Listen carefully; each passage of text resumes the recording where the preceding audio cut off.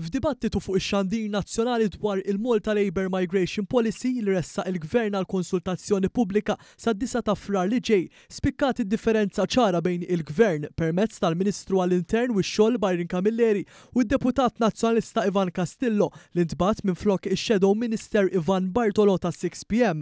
Fuq din il-politika bat ta' rekomandazzjonijiet fosthom li jirdoppja l-prezz għal permess ta' ngaġġ ta' ħaddiema minn pajjiżi terzi minn €300 għal €600. Il-Partit Nazzjonalista ħareġ kontra.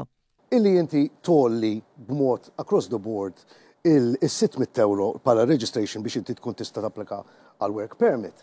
Forsi meta inti kollok setturi jew skills partikolari. Din id-dikjarazzjoni hija kontra l-ħsieb tal-Gvern favur stabbiltà fis-suq tax-xogħol li jżid il-prezz għall-ingaġġ ta' ħaddiema ġodda minn barra iżda jnaqas il-prezz għat-tiġdid ta' permessi ta' ħaddiema eżistenti fis-suq.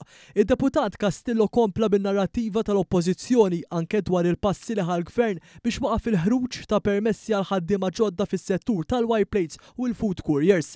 Passi li l-Oppożizzjoni qed titkellem kontrihom iżda fissru tnaqqis ta' 1000 ħaddiem barrani fis-sena. Id-deċiżjoni li ħadtu intom biex inti daw il-white plates u l-food carriers twafqulhom il-permessi, ġifieri ma tibqax iġibu iżjed, jew inkella dawk li xtaqu iġeddu il-permess irrifjutajna li jinġedduhom. Fuq liema bażi, fuq liema market labor research għamiltu. Pronta kienet it-tweġiba tal-Ministru Camilleri li nnota kif l-Oppożizzjoni m'għandix idea xi trid. Skużani Ivan, però tħawwad. Ħanspjegalek għalfejn. Mela inti fl-istess sentenza qed tgħid illi fuq naħa ġibna żejjed u fuq naħa oħra tgħid imma fadal ħafna gaps ta' jeħtieġ inġibu iżjed.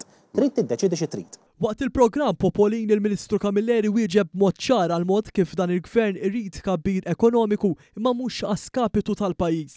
Ħanġiblek eżempju, jiena ftit tal-ġimgħa ilu flimkien mal-Ministru Silvia Xkembri mort ġo kumpanija lesti illi fost diet tagħmel investiment ma ssitx, però ma żżidx ħaddiem wieħed, imma l-ħaddiema tagħha tħarriġhom. U din il-politika li qed innedu aħna hija propju wkoll illi tħeġġeġ li jkun hemm l-upskilling u reskilling, tħeġġeġ li jkun hemm aktar taħriġ.